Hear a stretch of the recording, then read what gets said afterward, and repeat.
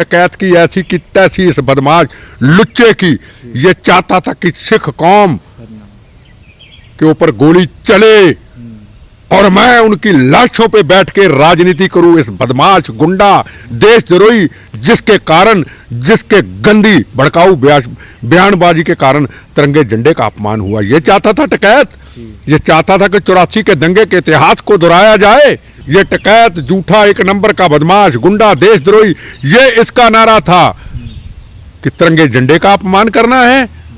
और वो जवान पुलिस की वर्दी में, दिल्ली के जवान हाथ में बंदूक, पट में पिस्टल, पर गोली नहीं चला पाए।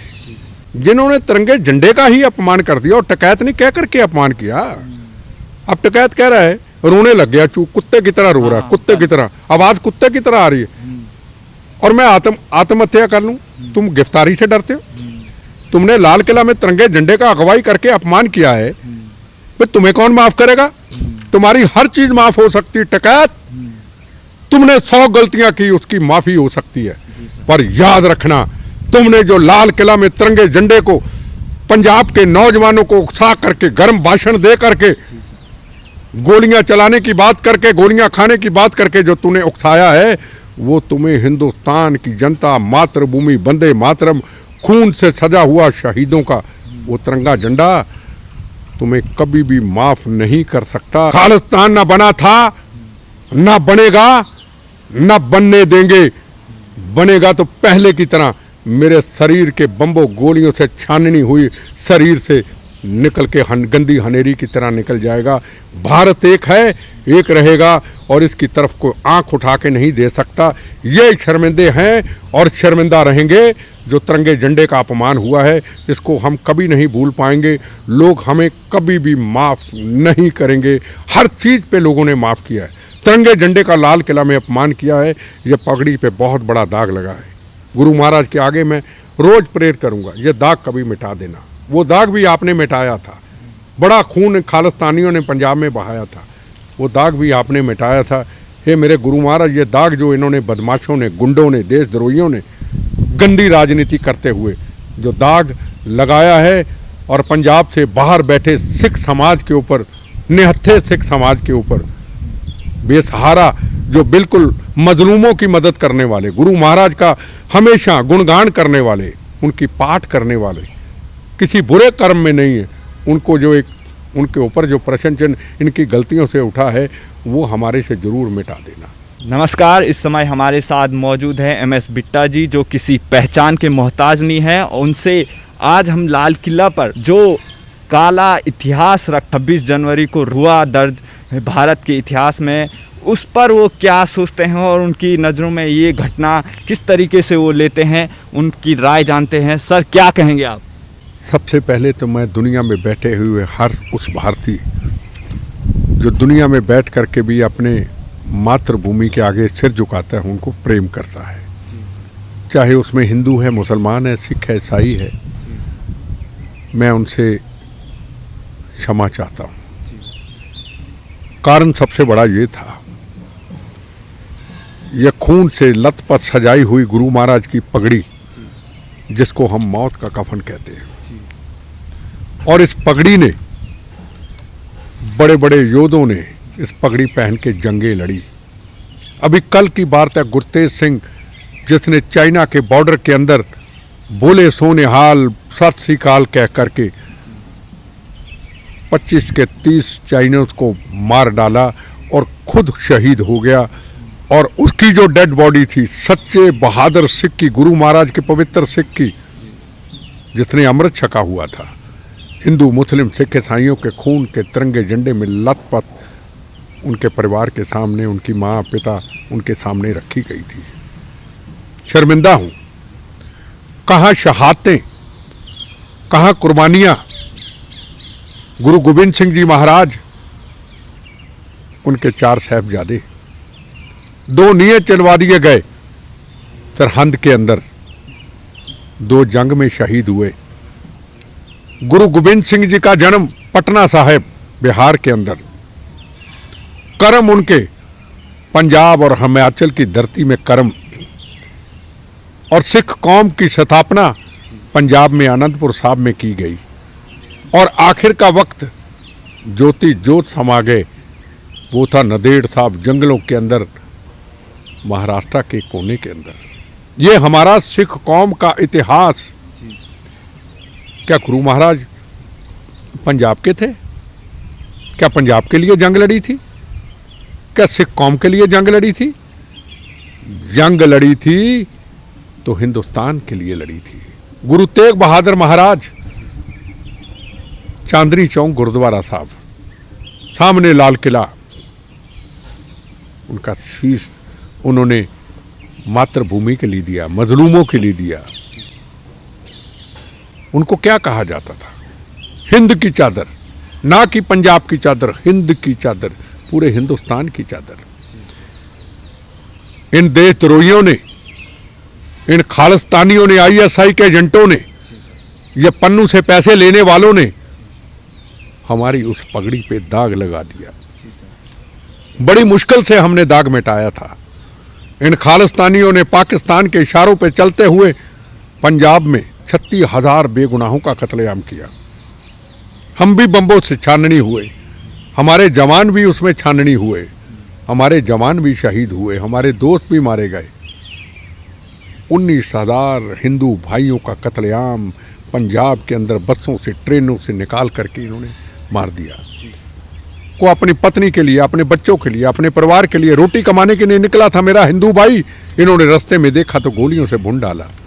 किसी के हाथ में तरचूल नहीं था, किसी के हाथ में कृपान और बंदूक नहीं थी, नेत्थों को मार डाला। नेत्थों को मार करके, कृपाने चला करके कहते हम बड़े बहादुर हैं, हम सिख कौम की फौज हैं। नहीं, हमारी जो गुरु महाराज के पवित्र, जो गुरु महाराज की सिक्की सजाई गई थी, उसका काम था मजलूमों की रक्षा करना, बेसहारों की रक्षा करना। गुरु गोविंद सिंह जी की महाराज की फौज के अंदर एक सेवक होते थे जिनका नाम था भाई गनैया जी। और जब जंग होती थी मुगलों के साथ, औरंगजेब की फौजों के साथ, तो जख्मी कई हो जाते थे हमारे दुश्मन, उनको मलहम पट्टी करते थे, उनको पानी पिलाते थे। गुरु गोविंद सिंह महाराज को शिकायत की जाती है कि हमारी फौज के गनैया जी ये दुश्मनों को मलहम पट्टी कराते, फिर कृपान निकल के हमारे सामने आ जाते। तो गुरु महाराज ने उनको एक सवाल पूछा, आप ऐसा क्यों कर रहे हैं गनैया जी? उन्होंने कहा हर दुश्मन के अंदर मुझे गुरु गोविंद सिंह महाराज, कलगीधर महाराज, मुझे उनका शक्ल, उनका स्वरूप दिखाई देता है।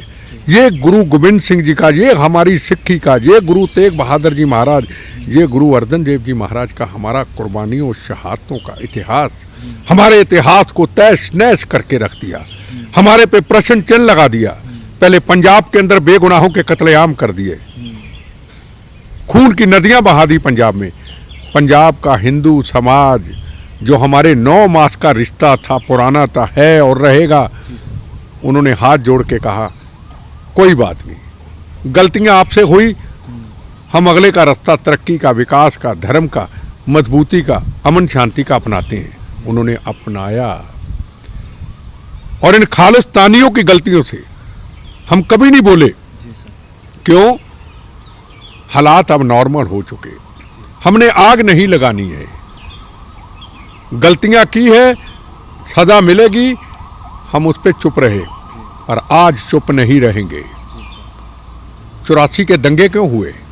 अगर पंजाब में 36,000 बेगुनाहों का कत्लेआम ना होता, अगर हरमंदिर साहब की पवित्र स्थान जहां गुरु रामदास जी महाराज ने तप करके उसको सजाया था, जहां हिंदू, जहां मुसलमान, जहां सिख, जहां ईसाई, जहां दुनिया में हर बैठा हुआ फॉरेनर वहां आके रोज नमस्तक करता है, वहां मत्था टेकने के लिए, सिर झुकाने के लिए भी जगह नहीं होती, इतना वहां पे लोगों की श्रद्धा है।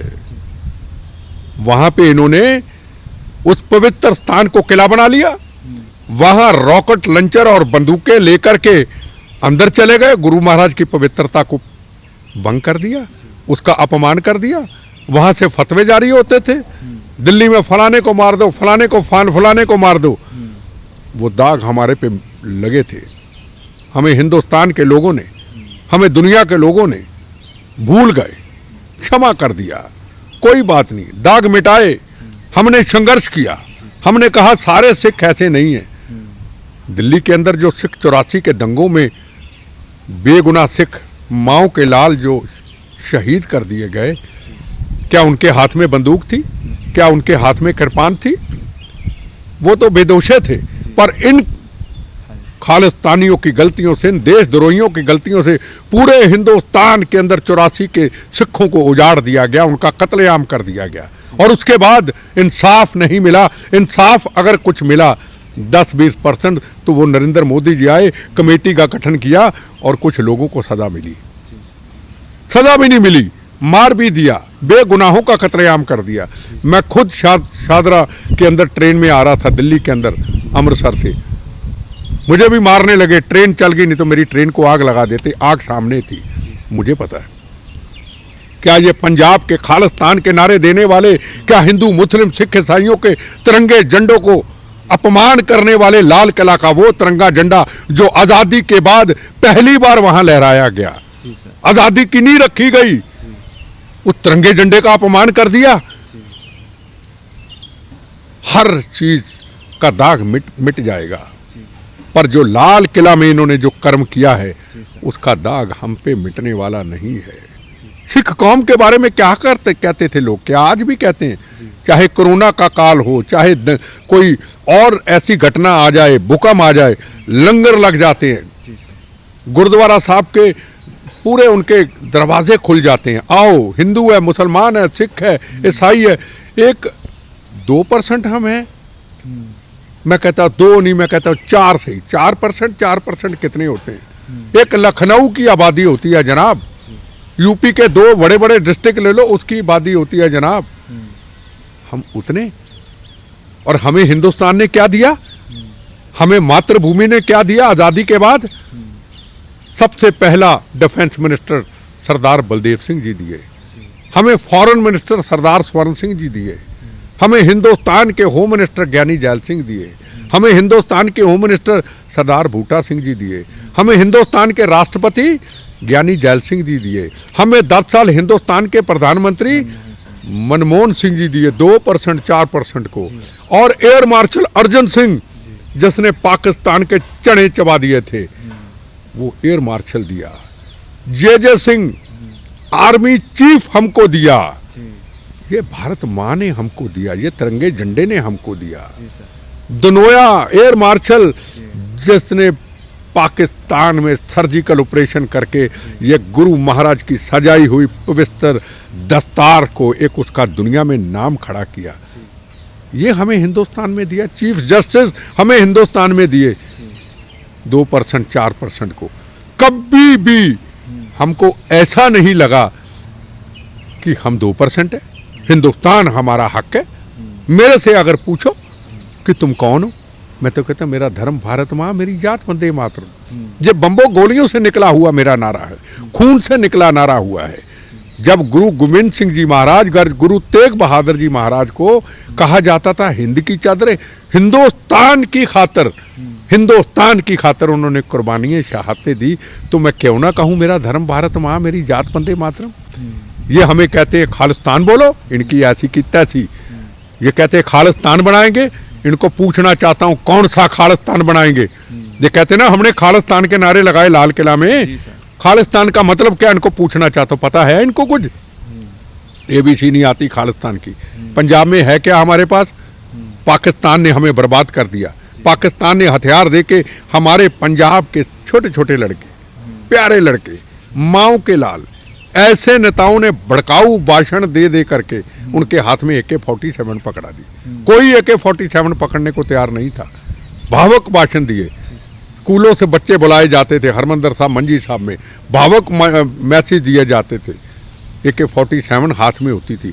नौजवान गलत रास्ते पे चल गए, और उसके बाद नौजवान तो चले गए दुनिया से, AK-47 जो उन्होंने चलाई उनको गए, पर उनके नेता फिर कई बच गए और कई मारे गए। ये है, इनको पता है कि पंजाब के अलावा हिंदुस्तान भी है। हमसे ज़्यादा खुशहाल अगर कोई है तो हिंदुस्तान में बैठा हुआ सिख है। दिल्ली के अंदर हमारा भाई सिख है, महाराष्ट्र में भाई सिख है, अरबों खरबों के कारोबार करते, ट्रांसपोर्ट, कपड़े के व्यापारी बाहर सिख है। क्या इन्होंने बाहर के सिखों का कभी सोचा कि 84 के दंगे हुए, अगर कल को कोई ऐसी घटना हो जाती, जिस तरीके से टकैत ने कहा था गोली चलेगी, लोग मारे जाएंगे, तो फिर हमारी डिमांडें पूरी होगी। टकैत की ऐसी की तैसी इस बदमाश लुच्चे की ये चाहता था कि सिख कौम के ऊपर गोली चले और मैं उनकी लाशों पे बैठ के राजनीति करूं। इस बदमाश गुंडा देशद्रोही जिसके कारण, जिसके गंदी भड़काऊ बयानबाजी के कारण तिरंगे झंडे का अपमान हुआ, ये चाहता था टकैत। ये चाहता था कि 84 के दंगे के इतिहास को दोहराया जाए। हमारे पंजाब के लोग तो सीधे चल पड़े, ऐसे नहीं होता। टकैत का काम था दूरदर्शी देखनी कि इसके हालात क्या होंगे। जब मेरे जैसा व्यक्ति सारे चैनलों में ये बात कर रहा है कि ऐसे हालात होंगे, पन्नू इंग्लैंड से आतंकवादियों का लीडर, आईएसआई का लीडर जब कह रहा है ये बात कि मैं लाल किले के झंडे का, तिरंगे झंडे का अपमान करूंगा, वहां दूसरे झंडे लहराऊंगा, तो लहराया गया। तो फिर इनको नहीं पता था किसान नेताओं को। किसान नेता आप कह रहे थे कि हमारे में को घुस सकते हैं लोग, तो उन्होंने क्यों 26 जनवरी को कार्यक्रम रखा? 26 जनवरी का दिन और 15 अगस्त का दिन, ये ऐसा दिन होता है, ये बीजेपी का नहीं है, ये कांग्रेस का नहीं है, ये सीपीएम सीपीआई का नहीं है, ये दिन हर हिंदुस्तानी का है, दुनिया में बैठे हुए हिंदू, मुसलमान, सिख, ईसाई का दिन है जो अपनी मातृभूमि को प्रेम करता है। ये उन छोटे छोटे बच्चों का दिन है जो ये बच्चे परेड देखते हैं इंडिया गेट के अंदर, जब जवानों को, जब अलग अलग स्टेट की झांकियां निकलती हैं, सेकुलरिज्म का सबूत मिलता है, वो बच्चों के भविष्य के लिए है। बच्चे जब फौज के जवान को वहां पे देखते हैं, हिंदू, मुस्लिम, सिख, ईसाइयों की वर्दियों को देखते हैं, तो बच्चों के मन में जज्बा आता है कि हम भी बड़े होके बंदूक पकड़ेंगे, मातृभूमि की सीमाओं की रक्षा करेंगे। क्या देखा बच्चों ने उस दिन? आपसे सवाल पूछना चाहता हूं, क्या देखा बच्चों ने उस दिन? लाल किले में आजादी के तिरंगे झंडे का अपमान करते हुए देखा बच्चों ने। बच्चे रास्ते में फंस गए, बच्चे जवानों की झांकियां नहीं देख पाए। क्या नारा दिया था लाल बहादुर शास्त्री जी ने? जय जवान जय किसान दिया था नारा। एक तरफ जवान हथियारों की नई टेक्नोलॉजी लेकर के, तोपे, टैंक, नई मजबूतियां लेके पूरे अपने दुश्मनों को वंगार रहा है। 1.5 गोली चलेगी तेरी 100 चलाएंगे। और दूसरी तरफ वो पत्नियां, बहादुर योद्धों की पत्नियां, बेटे, उनके बच्चे वहां अवार्ड लेने आए हैं, राष्ट्रपति जी बहादुरी पुरस्कार। और दूसरी तरफ जिस तिरंगे झंडे में उनके बच्चों की, उनके पतियों की, उनके पिता की खून से लथपथ बॉडी तिरंगे झंडे में आई थी, उसका अपमान देख रहे हैं, उनके रास्ते में रोका जा रहा है। और जय जवान जय किसान, ये किसान का नारा था। ये टकैत, झूठा, एक नंबर का बदमाश, गुंडा, देशद्रोही, ये इसका नारा था कि तिरंगे झंडे का अपमान करना है। और वो जवान पुलिस की वर्दी में, दिल्ली के जवान, हाथ में बंदूक, पट में पिस्टल, पर गोली नहीं चला पाए, गोली नहीं चला पाए। हमारा भी गिला था, पर हमने जो हालात देखे, हम जब कल जवानों को हॉस्पिटल में मिलके आए, मैंने कहा आपके पास रिवॉल्वर था? कहते जी सर। आपके पास बंदूक थी? जी सर। क्यों नहीं चलाई? कहते सब एक बंदूक चलती जहां जलियांवाला बाग बन जाता, हम तो मर जाते। पर आग ऐसी लगती पूरी दुनिया के अंदर, फिर कहते ये सिखों के ऊपर गोलियां चली। ये बदमाश चंद लोग, खालिस्तानी, सारी सिख कौम को बदनाम करने वाले, इन्होंने क्या गंद मचाया इनको पता नहीं है। इन्होंने पंजाब से बाहर रहने वाले हमारे सिख भाई, इनकी गलतियों से निर्दोष, जो 84 के दंगों में पूरे हिंदुस्तान में चले गए, हमसे दूर चले गए, उनका भी इन्होंने सोचा कि कल को क्या होगा, क्या हो सकता है, इन्होंने सोचा नहीं है। हमारी सिख कौम की इज्जत, इतनी इतनी महान इज्जत 2% की, दुनिया हमें नमस्तक करती है। और उसके बाद हमें क्या मिला? हमारी की कुराई पे इन 4 बदमाशों ने, 4 गुंडों ने, 4 पाकिस्तान के एजेंटों ने उस पे पानी फेर के रख दिया। मैं पंजाब से बाहर के सिख भाइयों को कहना चाहता हूँ। और एक फाइनल क्वेश्चन है, आपने बहुत अच्छी जानकारियाँ दी और अब हम बात करते हैं एक तरफ ये जो किसान आंदोलन के नाम पे जो चीज़ हो रही है देश में, जिस तरीके से आंदोलन को एक नया रूप दे दिया गया, दूसरी तरफ आप क्या मैसेज देना चाहेंगे उन लोगों के लिए जो कह रहे हैं कि ये किसान बिल में इतना बुरा है कि वो इस आंदोलन को लाल किले पर झंडा तक फहराने तक चले गए। अब उसका आप क्या मैसेज देना चाहेंगे, जो भी हमें सुन पा रहे हैं देश के लोग, उनको क्या मैसेज देंगे कि ये क्या है? दो बातें। मेरा आपसे एक सवाल है। कल भी मैं चैनलों पे सवाल पूछा किसान के नेताओं को, किसान बड़ा है, कपड़े का व्यापारी हो या मैं हूं, ये बड़ा है या मातृभूमि तिरंगा झंडा बड़ा है? मुझे एक चीज का सवाल का जवाब दे दो। कोई सवाल का जवाब नहीं दे पाया, जवाब नहीं दे पाया। किसान बड़ा है या मातृभूमि तिरंगा झंडा बड़ा है? जिन्होंने तिरंगे झंडे का ही अपमान कर दिया, और टकैत नहीं कह करके अपमान किया। अब टकैत कह रहा है, रोने लग गया, चूक कुत्ते की तरह रो रहा है, कुत्ते की तरह, आवाज कुत्ते की तरह आ रही है, और मैं आत्महत्या कर लूं। तुम गिरफ्तारी से डरते हो? तुमने लाल किला में तिरंगे झंडे का अगवाई करके अपमान किया है, फिर तुम्हें कौन माफ करेगा? तुम्हारी हर चीज माफ हो सकती है टकैत। तुमने 100 गलतियां की, उसकी माफी हो सकती है, पर याद रखना, तुमने जो लाल किला में तिरंगे झंडे को पंजाब के नौजवानों को उकसा करके, गर्म भाषण दे करके, गोलियां चलाने की बात करके, गोलियां खाने की बात करके जो तूने उकसाया है, वो तुम्हें हिंदुस्तान की जनता, मातृभूमि, वंदे मातरम, खून से सजा हुआ शहीदों का वो तिरंगा झंडा तुम्हें कभी भी माफ नहीं कर सकता। ये तू भूल जा, देशद्रोहियों के केस बड़े बनते हैं, हट जाते हैं। ये जो तेरे पे केस बना है, ये एक कोर्ट की अदालत है, एक दुनिया में बैठे हुए हर सच्चे हिंदुस्तान की अदालत है। उस अदालत तुम्हें कोर्ट छोड़ सकती है, पर हिंदुस्तान की सच्चे भारतीयों की अदालत, ये लुच्चे बदमाश गुंडे, तेरी पत्नी कहती थी सब्जियां काटते हुए उस वक्त, खिलाते हुए कि ये चाकू में नरेंद्र मोदी को मार दूं, ये तेरी परिवार के संस्कार हैं? तेरा पिता तो देशभक्त था, तेरा पिता तो बाबा टकैत कहते थे, सिर झुकता था उसके आगे। मुझे लगता है तू तो उसकी औलाद ही नहीं है। तूने तो अपने पिता पे, कुर्बानियों पे, उसकी मेहनत पे दाग लगा दिया। तू तिरंगे झंडे का ही नहीं, तू भारत माता का ही नहीं, तू किसान हो ही नहीं सकता, तू किसान है ही नहीं, तू लालची है, तुम्हें अकल ही नहीं, तुम्हें समझ नहीं। तेरी पत्नी क्या कह रही, तू क्या कह रहा है?